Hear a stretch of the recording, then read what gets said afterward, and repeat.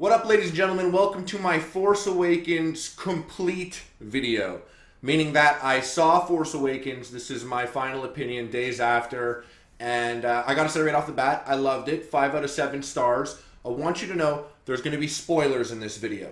There will be spoilers. In fact, this late in the game, I believe if you haven't seen Star Wars yet, you don't care enough about the movie to complain if people are discussing it and spoiling it for you at this point. Secondly, if you do care enough, but there's something in your life that's preventing you from seeing it, then get the fuck off Facebook.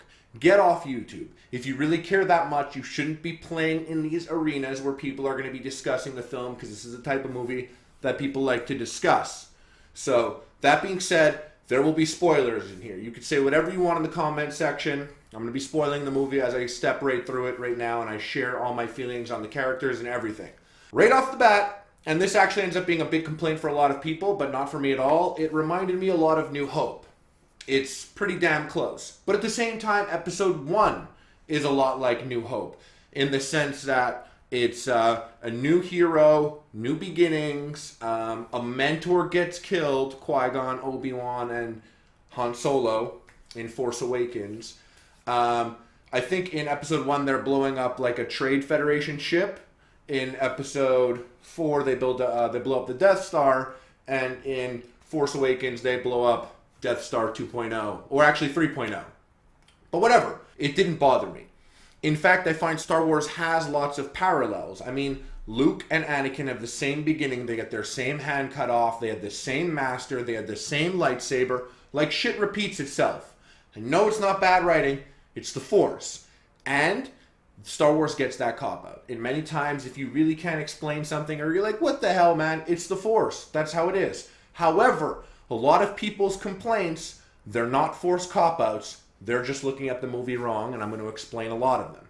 Right off the bat, I'm going to use the characters to navigate this discussion in order of appearance for the most part, rather than the events of the film. So, first character, Poe Dameron. Amazing. Oscar Isaac. He plays Apocalypse. If you haven't seen Ex Machina, he's in that too. He's awesome. General Hux is in Ex Machina as well, so it's interesting. But Poe Dameron's amazing. We didn't get enough of him. He was so awesome. And if you watch my previous video, I always said he is probably Force sensitive, given the little Force tree that he grew up next to. And make no mistake, he's the best pilot in the Resistance. Probably because he's Force sensitive. Kylo Ren even says so, that he is the best pilot. However, he's not that Force sensitive, or isn't aware of it, because Kylo Ren completely dominates his mind. That being said, in terms of performance, in terms of the tone of the new movies, I realized I had not been breathing for the first 11 minutes of the movie until Kylo Ren has Poe, and he's staring at him. Poe's like, so how are we going to do this? Am I going to speak? Are you going to speak? Am I speaking you? At that moment, there was some humor. It was funny, and I laughed, and I realized, I was like, oh shit, I haven't been breathing. That moment right there is something that I never saw in the prequels. They always try and have like funny jabs at each other, and they were always awkward and weird, and it never played out nicely. You were right about one thing, Master. The negotiations were short. And I was like, oh, he's got a Solo vibe. I love it. Like, much needed. Much needed, because Han Solo was the only person that did that. All the other movies never had that, the prequels, so I was really big on that. I loved it. Great tone that was never there in the prequels. Next character, Lor San Tekka. Who the fuck is Lor San Tekka? I went and I Googled right away after the movie. I was like, who is that old motherfucker that Poe Dameron goes and gets that Jedi piece from? Now, the constantly expanding canon of Star Wars is always growing. Some things have been confirmed that you wouldn't have gathered in the movie. Lor San Tekka is a member of the Church of the Force, which means he was there for the prequels, he was there for the original trilogy, he saw the Force at its greatest, and he saw the Force get squished out, and he knows that when the Emperor was spreading propaganda that there's no such thing as Jedis and Jedis never existed, he knew that that was false, because he saw it all happen. Church of the Force, it was confirmed in the expanding canon, and it's something that I'm sure we'll see in comics and stuff, which I love, like I said in my previous video. Luke and Lor San Tekka go and they collect Jedi artifacts, which is something that I said would happen, and now it's been confirmed, and it'll probably lead into Episode 8, when Luke has a Jedi temple set up with all this stuff, you'd be like, where'd you get all that? Lor San Tekka and him went collecting all this stuff. So he was very trusted by Luke. Luke was the one that gave him that piece of the map, and he said, when the time is right, when the right person comes to you, you will give them this piece, this final piece. And the right person was Poe, sent by Leia, and he gave him the final piece of the puzzle, meaning that the waiting had ended, and Luke had allowed them to find him. Lor San Tekka has another task, a second one, which is extremely important. Luke put Lor San Tekka on Jakku to watch over his daughter, Rey. Theory, that's just a theory. Rey Skywalker, my theory, and other people I'm sure has shared as well, and I'm sure other people will disagree. Rey is Luke's daughter. Rey was put on Jakku by Luke. We saw this when we saw a ship fly away. She was put there. Luke put Lor San Tekka on that planet, just like Obi-Wan was there, and he was like, watch over my daughter. She, in fact, might be the last hope. I'm going to get more to that when I talk about Rey and Luke. Next character, BB-8. So fucking dope. So sick. Not much to be said. He's hilarious. He's amazing. I'm not going to go and be like, he's just as good as R2. But in reality, in this movie, he has all the potential to be just as good as R2. I think he was great. I think he was hilarious. I think Bill Hader did a phenomenal job. Apparently, Bill Hader voiced the cliques and stuff like that and consulted for comedy. Thought the comedy was bang on. BB-8's lighter thumbs up with Finn was hilarious. Rey, a.k.a. Baby Luke, a.k.a. Rey Skywalker. Now, here's why I think Rey is a Skywalker. Because the Star Wars movies are about legacy. Episode 1, 2, 3, as much as they probably should have followed Obi-Wan, they mostly followed Anakin. It was about Anakin Skywalker because the next 3 movies are about Luke Skywalker. And no offense, and I don't want to sound like a bummed out guy, and I'm not a writer, I'm not a good writer, I can't write these movies, I sure as hell would never approach it. But if Rey isn't a Skywalker, and this is going to sound weird, I don't give a fuck about her then. Because she has to be a Skywalker. She's in the Skywalker's movie. And if Rey is not a Skywalker, if she's not, then Kylo Ren has to change to Ben Skywalker and become a Jedi, and it's his story. But I just don't really see that happening as much as I see Rey being a Skywalker. Think about it. Same beginning as Anakin and Luke. She grew up on a desert planet, had to fend for themselves. It was never safe. The lightsaber that Anakin made, that Luke trained with and used, and Darth Vader cut off his hand, was the same lightsaber that called to Rey. So when Rey went downstairs and she has a vision of Bespin, and she takes that lightsaber and she has the vision of Bespin, and you hear Luke screaming no, you hear a little line from Yoda, I don't remember what it is, you hear, the last thing you hear is Obi-Wan saying, Rey, these are your first steps. And that's Alec Guinness and Ewan McGregor. So it's both Obi-Wans. She's clearly a Skywalker. That called to her. Now, a lot of people's complaints were like, oh, what the hell?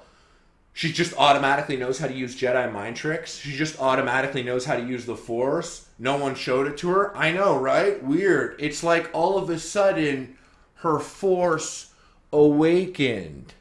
That's actually what it is. I believe Force Awakens is referring to Rey, her Force awakening, and there being an awakening in the Force. They reference it in the movie. It's not weird. It's not magical. Secondly, how does she know to do a Jedi mind trick? No one taught her that. Well, let me explain something. When Anakin first saw a Jedi, he was like, whoa, cool, a laser sword. No, you little dummy, it's a lightsaber. Let me tell you all about the Force and Jedis. Secondly, Luke. Oh yeah, you're going to be a Jedi. Whoa, cool, a Jedi. Whoa, what does that mean? Who's my dad? I don't know anything. I'm a dumb farmer that goes to Tashi Station all the time. Like, he didn't know. Rey is educated. She saw Han Solo and she was like, Han Solo, no way. Like, is it true? And he's like, yeah, it's true, all of it. She's like, yeah, it's true, all of it. All of it's true. Well, after she has that moment with Kylo Ren, which I think is the most badass moment in the movie, where she pushes her forehead into his hands and starts reading his mind, when she did that, in her brain, she's like, damn, I have the Force. And if I know anything about the Force, which I've read from all the books that I've read, because I don't do jack shit with my life except pick up broken pieces of metal for food. Well, I know that a Jedi can use their mind to manipulate someone. Hence, one of the funniest moments in the movie, when she tells that stormtrooper to unloosen her latches, leave the door open, and leave your weapon on the floor. She does that because she knows. She's educated. She already knew Han Solo. Plus, it would take a Skywalker to be that powerful out of the gate that Snoke is like, tell me about this girl. And Kylo Ren's like, dude, she read my mind. I don't know what the fuck's going on. Kylo Ren has an idea of who she is. He makes the comment to her about Han Solo. He's like, oh, like the father you never had? And then secondly, when that stormtrooper's like, sir, they took someone off the planet, a girl. And he was like, and he started choking that guy. And he was like, eh, and he started slashing shit up because he was all pissed off. He knows who Rey is. She has a British accent. Luke doesn't have a British accent. Theory mode. We're back in theory mode. This is my theory. She has a British accent because Luke has a lover. I believe that Luke's lover, who will be introduced to in the next movie in the form of a flashback, I'll get to that, is an Imperial starship captain or someone that works on an Imperial starship. Everyone, or 99% of the people that work on Imperial starships, speak with a British accent. I think it would be interesting and a nice dynamic if Luke has a lover that's an Imperial starship captain, which explains why Rey speaks with a British accent. That's her mom. I'll speak more on that when I get to Luke. Kylo Ren, a.k.a. Ben Solo. Now, I want you to know, I didn't read any expanded universe stuff. I don't know any expanded universe. I'm not going to try and draw parallels from this to the universe that has actually been erased. Not my goal here. So, Kylo Ren, a.k.a. Ben Solo. So, he was named after Obi-Wan. So, technically, he is Obi-Wan Solobi. But anyways, he's Obi-Wan Solobi. He's Kylo Ren, a.k.a. Ben Solo. And people have bitched about him being a bitch.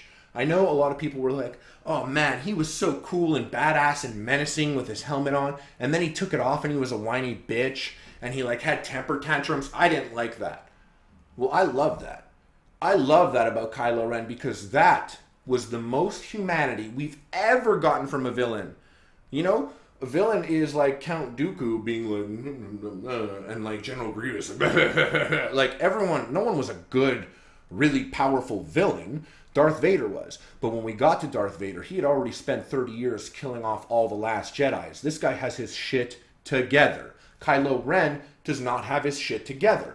First of all, he's probably only joined the dark side recently. And when we see Darth Vader, he's like half a century deep in dark side. This guy's brand new dark side. All right? And he's so eager.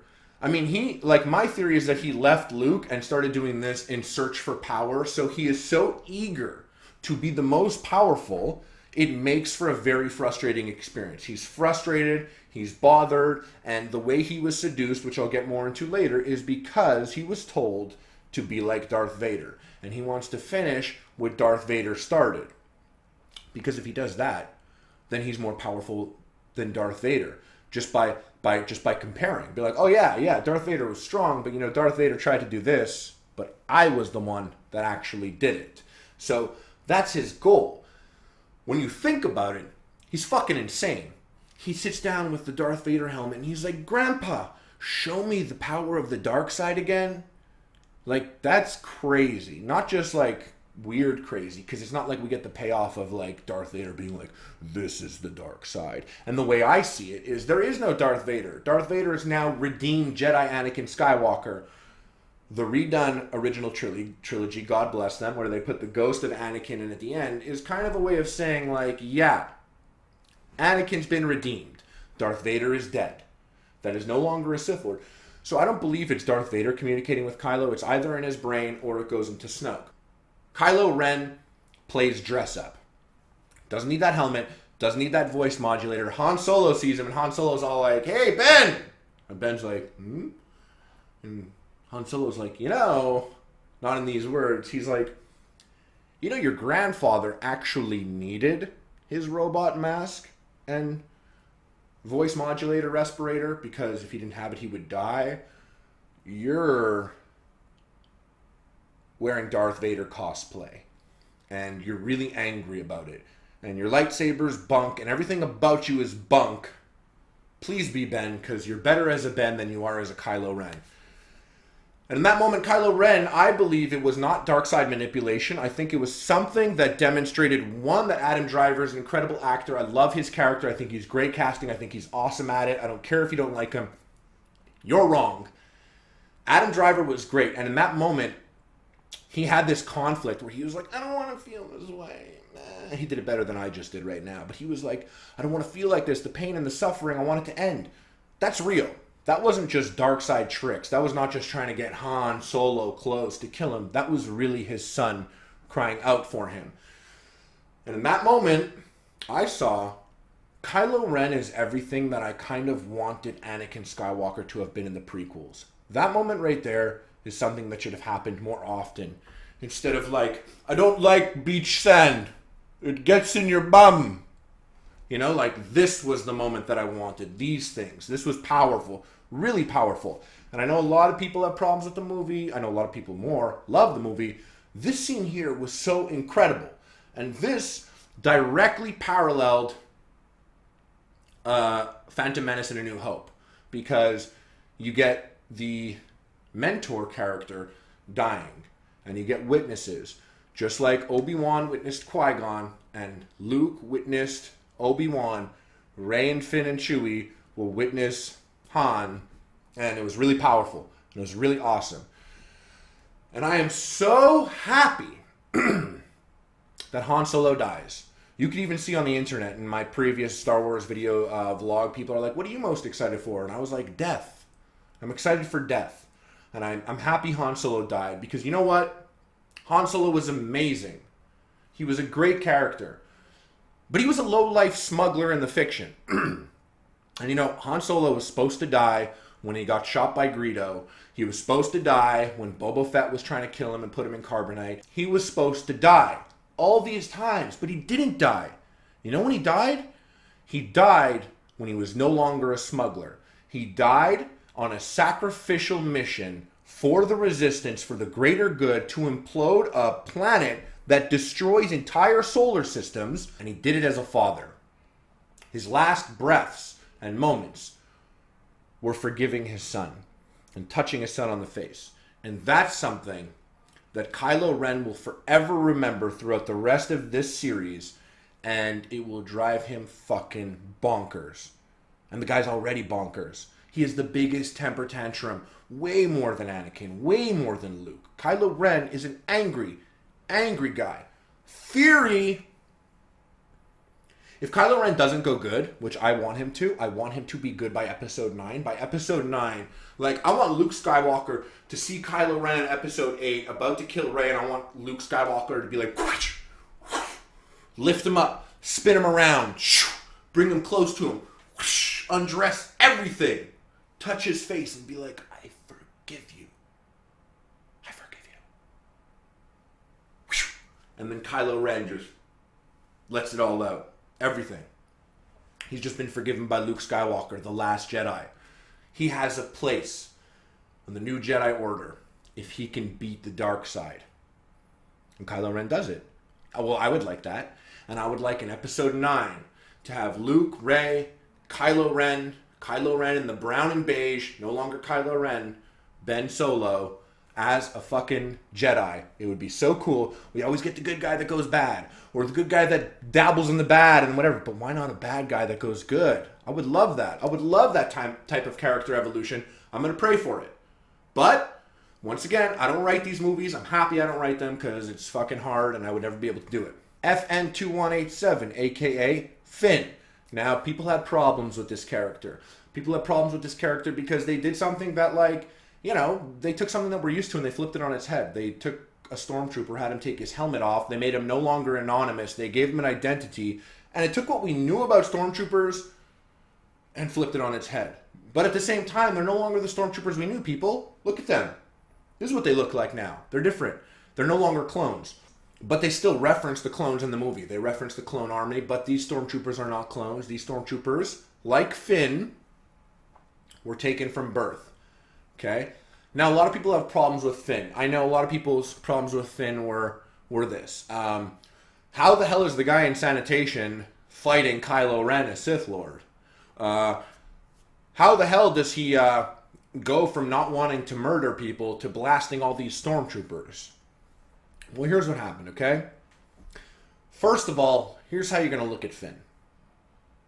Finn and Poe Dameron have the best on-screen chemistry I have seen in a long time amongst many movies. Their moments together at the beginning were so fucking great, I can't wait for it in the next episode. It was phenomenal. We never really got buddy-buddy like that in Star Wars. I mean, Anakin and Obi-Wan were supposed to be like that. But instead we got these awkward elevator scenes where they're like, I don't think so, Master. And he was like, but what about that time when I... And it was just not real. This was cool. And they did it so fast. They were like best bros so quickly. I love that moment. I love how they were. It was so fast and it was over and it was good because it left me wanting more. Really liked Finn and Poe together. I thought they were awesome. Here's another way to look at Finn. Finn, in Force Awakens, is the equivalent to Jar Jar Binks in Episode 1 and C-3PO in Episode 4. And you're looking at me like, what do you mean? Well, what I mean is, he is the comic relief. Just like Jar Jar was, just like C-3PO was, and I'd like to make a statement. Everyone bitched about Jar Jar Binks, but when I was a kid and I watched Star Wars and I was 8, I bitched about C-3PO. Like, before I saw the Star Wars movies, I have an older brother, I played with his toys. I never got to see who the characters were in the movies. I played with the toys first. So, when I was playing with the Star Wars toys when I was younger, I picked up the shiny gold robot who was so fucking badass, and his name was like Zoltar in my brain, and he could shoot blasts out of his hands, and he could fly, and he could do all these things because he was a badass gold robot. Well, then I see Star Wars when I'm 8, and I see C-3PO, and I'm like, ugh, he's a bitch. He's annoying, he's weird, he's a butler. I don't like him. I never found C-3PO that funny. I put C-3PO like half a step above Jar Jar. And I put Finn above C-3PO and Jar Jar. I loved Finn. Like, you got a stormtrooper, a guy that has no social cues. He has no idea anything. All he knows is war. So, Finn was not sanitation. Okay? This is where people hear this wrong. He wasn't a janitor. He was a janitor when he was stationed at Starkiller Base. Now, that could have been 1 month. That could have been 2 months. The point is, he isn't always a janitor. Finn is a soldier. That's why he was at the village. So, number 1, Finn was born from day 1, bred for war. 2, he was genetically altered for war. Number 3, he has gone to battle before, but when they mowed down a whole village and his buddy died while they're killing women and children and his buddy touched his face with the blood, he wasn't like, I can't kill anymore. I don't want to kill people. His mentality was, the First Order is wrong. The First Order isn't where I want to be. And I said it in my last video. I said in my last video, Finn is not Force sensitive. However, for the next movies, I don't know if he might be or whatever, because it takes a lot of willpower to break the mind control that the stormtroopers suffer. But Finn is a soldier.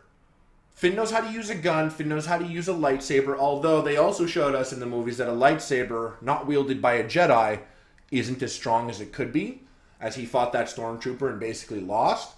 But people are like, oh, how the hell does Finn step up to Kylo Ren, who has a lightsaber, and Finn doesn't know anything? Well, let me explain something to you. Kylo Ren has probably never used his lightsaber on another person using a lightsaber. When would he have ever had a lightsaber duel? You know how in the military they talk about trigger discipline, not putting your trigger on the finger? Kylo Ren has no lightsaber discipline. The guy has the lightsaber out the whole time. He's walking around like, who's going to get their ass kicked? Who's going to get their ass kicked? Like, you know, like I said, he's a whiny, bitchy kid, Kylo Ren.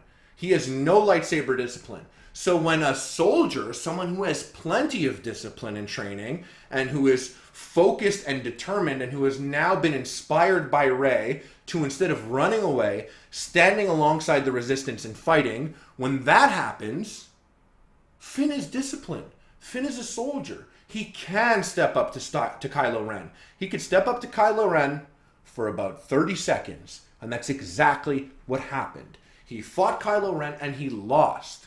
He lost, and he got hospitalized. That's expected. I wasn't like, oh, bullshit. No, Kylo Ren's not Darth Vader, people. Kylo Ren is not Darth Vader. He's not even a Sith. He's not a Jedi or a Sith. He's a Knight of Ren. We have no idea where they fall on the power scale. All I know from watching him use that lightsaber is he doesn't know how to use it. He doesn't. You know what he uses his lightsaber for? First of all, it's a bunk-ass lightsaber. Secondly, he uses it to smash computers when he's angry. That's the type of guy he is, okay? So, Finn took the lightsaber to him, and that was phenomenal character development by Finn. It was showing us, yo, this kid, he's here to stay now. He's not going anywhere. He just took that saber to Kylo Ren. If you take Finn and compare him to Jar Jar Binks and C-3PO and add a little dash of Han Solo from A New Hope, then that's the character you have. He was comedy. He was great. He had that moment where he said, "Droid, please." It was hilarious. He had the back and forth with BB-8. The last joke before 30 minutes of serious movie is when Finn's like, "What's this? Why you keep doing this to me? What does this mean?" And that's the last joke. And then Finn's dead serious. So he could do both. Like, I thought Finn was incredible. He was the perfect underdog on a team of underdogs. I love him. I can't wait to see more of him. I have a theory on what's going to be happening with him in the next movie. I'll get to that further in the video. Han, Leia, Chewie. The old team. Very refreshing. It was so nice to see them. It was cute. I know Leia was basically just there in like a Mon Mothma-like type of character. She's just chilling, giving some orders. She had some great looks. They confirmed, but I already said in my previous video they did in the comics, they confirmed she has the Force when she felt Han Solo. When she saw Rey, she stared at Rey like, I know you. So that happened as well. But it wasn't the type, I didn't feel, it was a mom and long lost daughter type of scenario.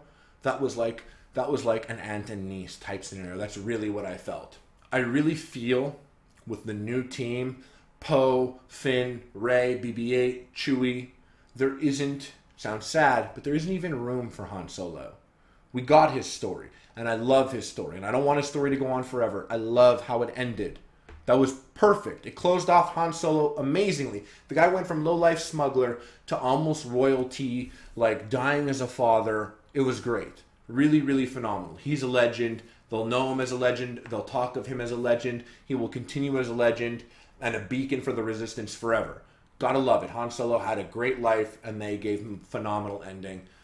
And I think J.J. Abrams did such a good job in making this new cast of characters that I care about. I care about Rey. I care about Finn. I care about Poe. I can't wait to see how this all plays out. I like this group of characters. There wasn't one group of people where I was like, oh, fuck that guy. Speaking of fuck that guy, C-3PO. When he pops into the screen and his head pops in like that, just like they did in The Kiss from Empire Strikes Back, amazing. Hilarious. They used C-3PO perfectly. And the fact that R2 and him weren't together made you a little sad and you wanted to have that reunion. So we got this reunion, but we didn't really get the full reunion. We got our Luke and Leia. That's it.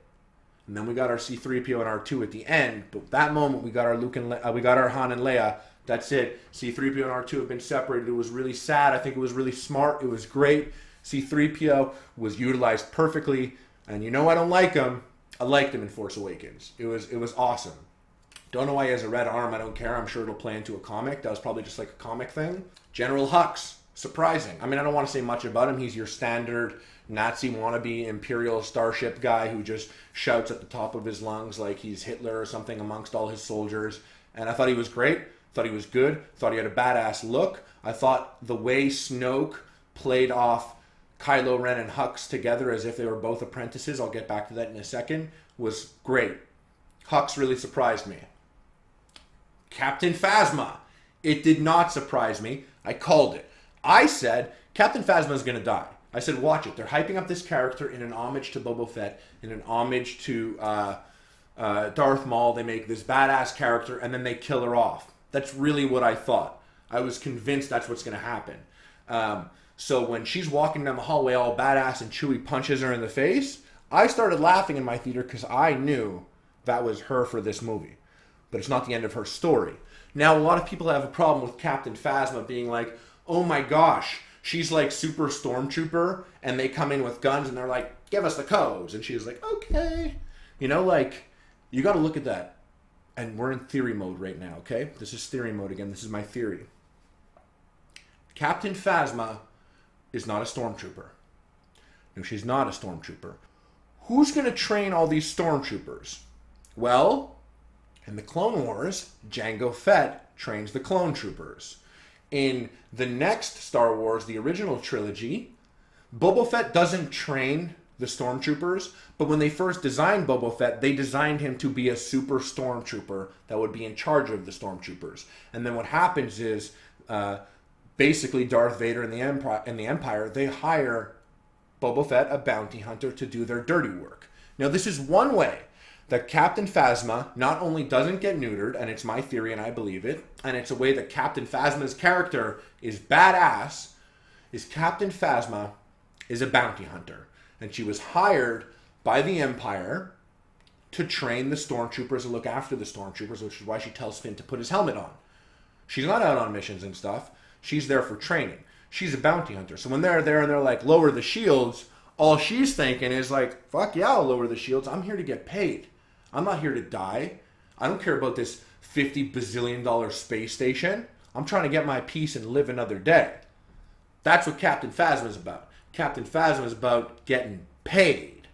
You want to know what else I think Captain Phasma is about? I think Captain Phasma is about not being disrespected. And Finn and Chewie were very disrespectful. So, episode 8, all I gotta say, theory mode, is at some point, Finn and Chewie will be flying the Millennium Falcon together, because I think that's going to be the new team. Finn and Chewie are going to be flying the Millennium Falcon together, and Captain Phasma is going to roll up, hunting them down.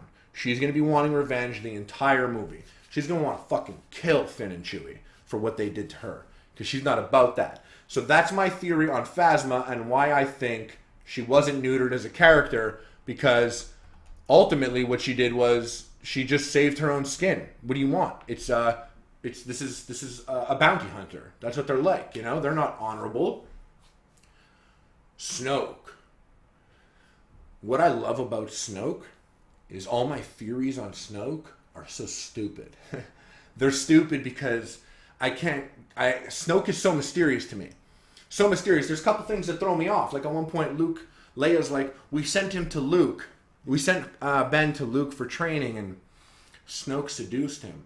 How the fuck does Snoke seduce Kylo Ren? Isn't he with Luke? Like, what's going on here? Snoke maybe was, maybe after Return of the Jedi, the First Order was something that the Rebels take control of, which is why they're called the Resistance now and not the Rebels. Maybe they take control of the Empire Army. They build up the Empire Army. They make it something that is, to help police and everything like that. And they find a general who is an ancient Sith Lord in disguise or who knows what, and he's Snoke, and he's close, and he works with them in tandem, and he's able to get close to Kylo Ren.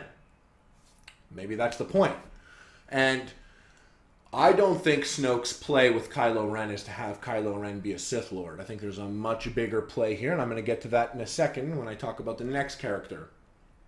All I want to say is, Snoke is so mysterious to me. I have no idea who he is. He uses Kylo Ren and Hux against each other, almost how like a Sith Lord would use two apprentices to fight for the position of being the one. The one apprentice who could eventually one day be the master. So I'm not really sure who Snoke is. He doesn't use the Darth moniker, so he might not be a Sith Lord. He also doesn't use the Darth moniker maybe just for secrecy. So I really don't know. But here are my theories. Both of them are stupid. One theory is maybe Snoke's not even alive. Maybe Snoke that's an ancient Sith holocron. And if Palpatine and Plagueis were able to bring people back from the dead, just like Palpatine brought Anakin back from the dead as Darth Vader, there's a catch. Maybe this guy was brought back from the dead, or he's in the process of coming back from the dead. And this is the theory. This is an ancient Sith holocron equivalent to the Jedi holocrons. There is actually no Snoke. In fact, when Kylo Ren thinks he's talking to his grandfather, that's Snoke manipulating him, not Darth Vader. And when Han Solo had that foreshadowing moment when he's like, he doesn't need you, he's just going to use you up, and he's going to use you for your power. I think Snoke maybe doesn't even exist, and when he said he's going to train Kylo Ren to be to be better and to come see him, maybe Kylo Ren's not actually going to see a physical person. Maybe he's going to a tomb where it'll all be in his head, similar to how Luke did his training in that cave, or how Rey was on that hallway in Bespin. So just saying, maybe he's not alive. Far-fetched, I know. I just want you to know how crazy I'm thinking right now. My other theory of Snoke is Snoke was a gigantic hologram. I mean, when Kylo Ren first walks in there and Snoke is on that throne in this gigantic hologram, it looks like the cover of a Children of Bodom album. It's pretty badass. He walks in there, they have their talk, and then the hologram turns off and you realize, oh, that wasn't actually Snoke, it was a hologram. Hear me out. If Snoke is so powerful and the Star Wars universe wanted to show us visually how powerful someone could be, well, what if Snoke, his face is all scarred and stuff, what if he's actually a Yoda species, burn victim, and he's completely scarred from head to toe because of whatever occurred or whatever happened, and he's actually like 4 feet tall? If you really wanted to show Star Wars fans how strong someone is in the Force, well, then you would use the most ancient and mysterious species, Yoda species, who are so old they're before the Jedi Council. We don't even know what they're called. They don't know what they're called. We've only seen 2 of them, Yoda and Yaddle. God bless her soul, episode 1. Ugh, she was really ugly. And now maybe Snoke is like that too. Although I would find it ridiculously if like the enemy was like a little cute Jim Henson thing. But at the same time, there's a cool way to go about it. There's a cool way to do it. And all I'm saying is, if he were a Yoda species, we'd be like, oh shit, he wasn't even that big hologram. He's actually like a little dude. But he's not just any little dude. He comes from the line of little dudes that are so fucking powerful, they run the Jedi Council. Like, Yoda's so powerful, Palpatine saw him and was like, ugh, and like tried to run away. And Yoda's like, nah, bitch, come back. And Palpatine was like, well, Darth Vader will be stronger than both of us. And Yoda's like, bitch, I got a Skywalker too. Don't even worry about it. So like, Yoda's so powerful. If you really want to show us how powerful someone else could be, you would make them the same type of creature. And then it's just like, oh shit, I get it. But once again, that's just a theory. Now, Luke was so fucking cool. I thought he was awesome. I'm happy. I called it. I said, Luke's not going to be dark side.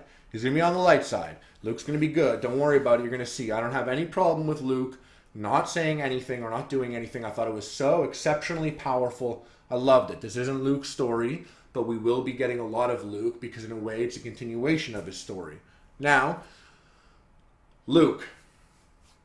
Let's take it back to after Return of the Jedi to see why Luke vanished. And this is theory mode because we didn't get anything from Luke. This is just Harley's theory right now, okay? I'm sure some people share it. I'm sure some people think it's stupid. Now, Luke starts training Ben Solo, his nephew. They're training. It's going well. Ben Solo's rocking the little braid that every cute little Jedi apprentice gets, and they're doing their thing. He's teaching him. And Luke meets an Imperial starship captain. Doesn't have to be. Luke meets his lover. He meets this woman, and he falls for her. He falls for her, and they have a kid. They have a daughter. They have a baby daughter, and Luke's holding the daughter, and she's so cute, and he loves her. And he looks over at Ben, who's sitting there like, oh, like, I'm supposed to be swinging that stick around so that I could eventually make my own lightsaber. Like, I want to make a lightsaber. My name's Ben. I'm Ben Solo. I was named after Ben, as in Ben Kenobi. Like, great Jedi. I have a name. I got a lot to live up to. And this little baby is cutting into my saber training time. Like, I need to learn how to use a lightsaber so I could live up to my grandfather. I could live up to my uncle. I could live up to my mom and dad. And I could live up to Ben Kenobi, who I'm named after. I want to be a Jedi. I need that. I need it. And Luke's like, come here, Ben. Come hold my daughter. Come hold Rey, your cousin. Ben Solo walks over. He grabs Rey, and he holds her. And he feels it. Because he's a Skywalker too. His mom's Leia. He's a Skywalker. He's holding this girl, and he feels power. A lot of power. More power than him. And he always felt like he had a lot of power. So he's holding this girl, and his mind just starts going. His mind starts going like, I'm not the next great Jedi. Maybe this is. Is she going to get trained? And that's when Luke goes and takes Rey. But Ben is completely obsessed with this girl. Like, I can't believe it. This little girl, she's my little cousin. She's so young and little, and she's all this power. She's going to be stronger than me. I don't even know what to do. Like, how can I be stronger than her if she's already stronger than me at that age? I'll tell you how. Who's that?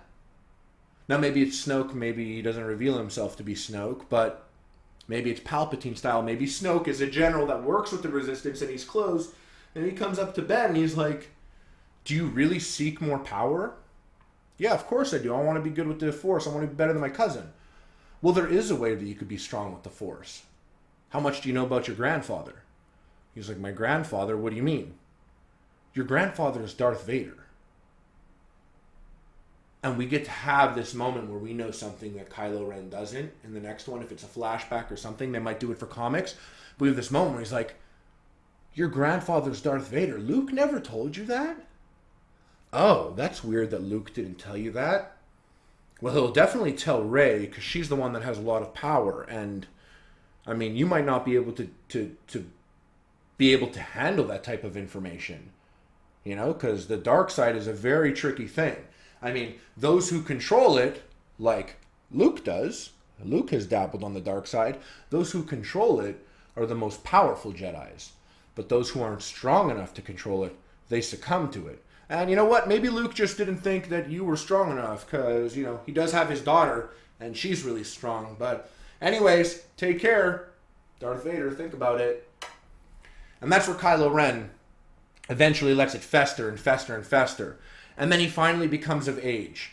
And he's angry kid, and he's angry, and he's a pissed off kid. And this is all theory. And Luke's like, Ben, I'm getting some vibes from you. Like, what's going on? And he's like, I want to make my own saber already. Like, I should have a lightsaber. This is the age where you're supposed to have a lightsaber. Like, I've read the Jedi books. That's how they do it, and you're holding me back. And Luke's like, no, but you get the saber when you're ready. And you're not ready yet. You're too eager.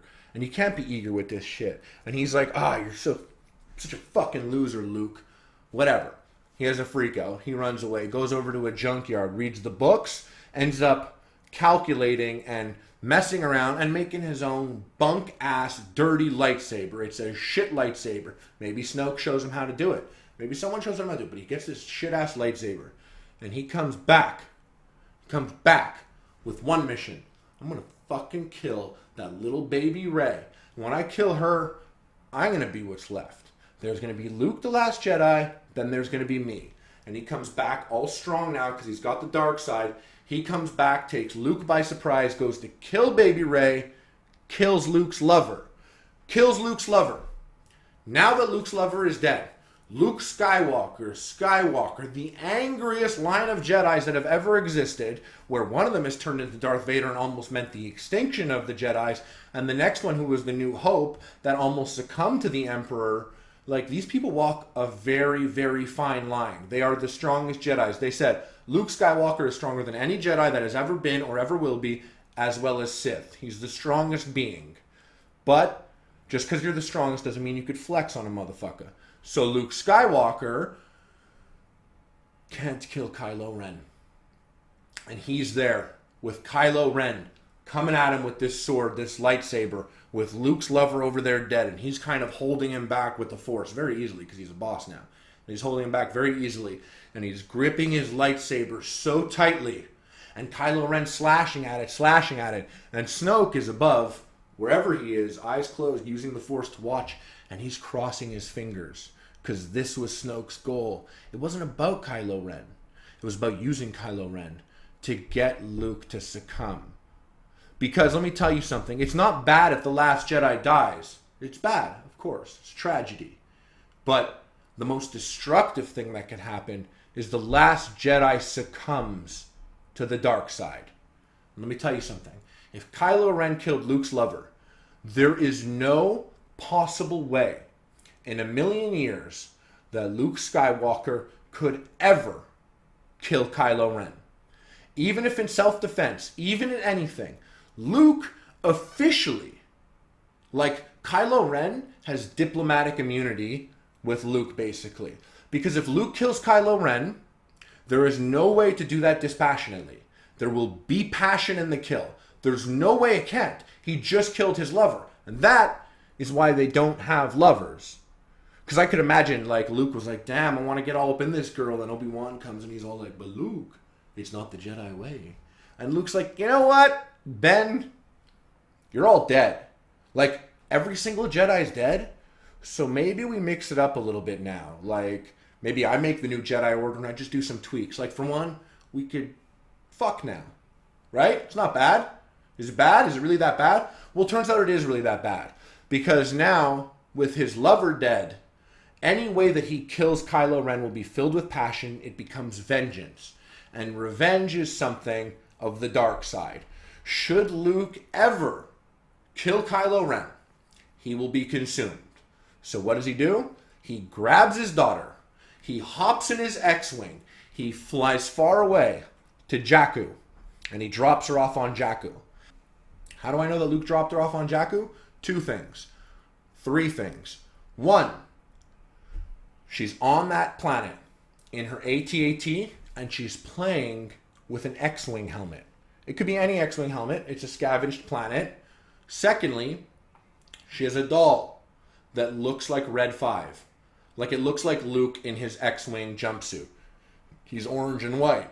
And lastly, the biggest sign that Luke dropped her there is in the movie, and I know this shit because I read the comics, and you guys know this shit because you watch my other videos, there was a little tree in her AT-AT. And that little tree, I believe, is the Force tree that Luke had. So Luke came, he gave her a doll of him, he gave her his helmet and put it on her head and said, if you ever get scared, close the shutter, and he put that tree there. And he was like, take care of this tree. And then he used a little Men in Black poof thing. She forgot. He disappeared. Kidding. It was a Jedi mind trick. But anyways, then he left. Left his daughter there because, just like it happened with Yoda at the end when Obi-Wan of Revenge of the Sith is like, what do we do? What do we do? And Yoda's like, we wait. This is no longer our fight. We wait. And this is another parallel that they've set up in this movie that was set up in the earlier movies, is that the ultimate master, at the time it was Yoda, said, I can't do anything now. We have to wait. Because if we go back now, we're just at war for the sake of war, for revenge, for vengeance. And that's not our fight. This can't be our fight. We have to train the new one. There's another, Luke. In this case, Luke is like, I can't kill Kylo Ren because it's vengeance if I do. So, he hops in his X-Wing, he flies away, and he's like, I wait. I wait until the time is right. Now what Luke is doing on that island, this is all still theory, is I believe when Luke stands on that island and he sits there and he closes his eyes, he sees everything that's happening. When Rey came up to him and she went and held out the lightsaber, I was like, kind of like, please say father, please say father, please say father, just so I don't have to worry and think about it for 2 years. She didn't, but she held it out and it was such a moment of where I felt like it was father and daughter. And he looks at her like, this is the time. We begin now. Like, we have a lot of work to do, and now we begin. And I've been waiting for this moment. And all the stuff that I've done for the last 30 years, like waiting for you to come here, is now beginning. So, what's on that island is 1, a tomb for his lover, and 2, there's a Jedi temple in there. In that island is a Jedi temple with all the holocrons, all the things, everything that he's ever collected, and he did it knowing full well that he will be training the new Jedi Order. And right now it's Rey. And maybe down the line, it's Poe and other people. Ben Solo, I don't know. But he has a Jedi temple, and it's on this island. And Rey is going to go in there, and she is going to begin her training with Luke. And also what's interesting, at the end, Snoke was like, Kylo Ren, your training is going to begin too. So he's going to start training Kylo Ren. Now, you know what's really dirty about Episode 8, and I don't know if you guys picked up on it, but when Kylo Ren was reading her mind, he was like, an island in the middle of the ocean. I see it. I see it too. And he thought that was a flashback. That wasn't a flashback. Soon he's going to realize that that was a vision to the future, and he's going to be like, I know where the Jedi Temple is. But anyways, in total, It's a lot of information. That's how I feel. Once again, I think the movie was a perfect movie. 5 out of 7. It was incredible. If you go into the movie being like, nah, what's this Star Wars hype about? You're going to be too critical. You're not going to look at it properly. You're going to fuck the whole thing up for yourself. Look at it this way. I spent $10 and I'm going to see a movie. Is it going to be entertaining? Is it going to be funny, suspenseful, thrilling, mysterious? Yeah, it's going to be all that. And it's going to be phenomenal. And I thought it was phenomenal. I mean, like I give it a 9 on 10. And I'm just waiting for the hype train inside of me to calm down a little bit so I can give a real score. But like I really loved this movie. I really enjoyed it.